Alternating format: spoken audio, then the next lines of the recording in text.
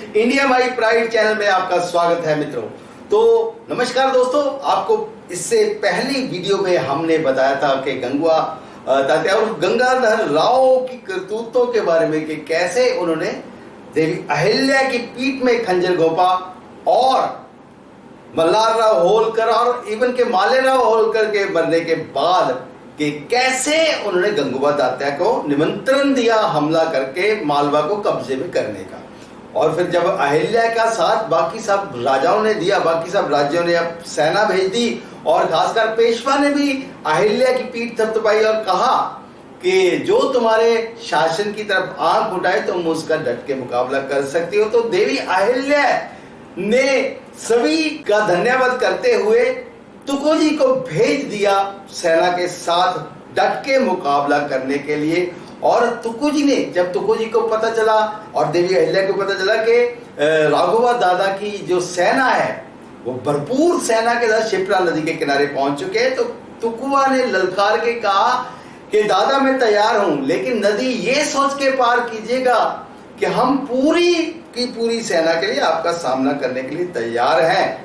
तो राघवा दादा को इससे पहले तो राघवा दादा बड़े खुश हो रहे थे, लेकिन गंगूबा तात्या को जब ये सब चीजें पहले पता चल चुकी थी कि अरे ये तो सभी अहिल्या देवी की सेना तो इतनी विशाल हो गई है, सभी की बदल के लिए आ गए, तो वो भागे भागे राघवा दादा के पास चले गए थे और कहने लगे कि दादा दादा, वो राघवा दादा ने कहा कि अभी तो ये सब कुछ तुम्हारा है, तुम ऐसे क्यों परेशान हो रहे हो। तो वो कहने लगे कि अब तो वो अबला सबला हो गई है दादा, तो बहुत बड़ी सेना है, हमसे बहुत गलती हो गई है। तो राघवा दादा को चिंता हुई कि अब ये किस मुसीबत में फंसा दिया है। तो राघवा दादा ने, जब तुक्कूजी ने ऐसा कहा तो तुक्कूजी को राघवा दादा ने कहा कि अरे हम तो अहिल्या देवी को बोलो कि हम तो मालेराव होलकर की मृत्यु के लिए उनको सांत्वना देने के लिए आए थे।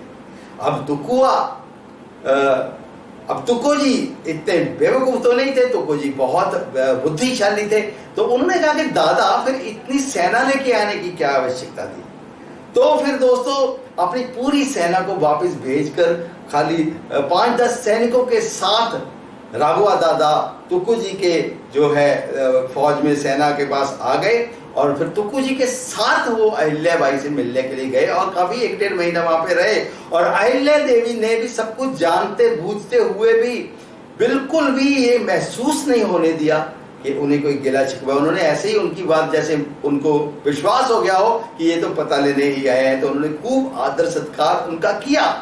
तो इसके बाद लेकिन गंगूबा तात्या गंगाधर राव नहीं आ पाए, क्योंकि वो अब किस मुंह से यहाँ पे वापस आ गए, तो वो कहाँ गए, उनका क्या हुआ, तो ये चर्चा हम अगली वीडियो में करेंगे।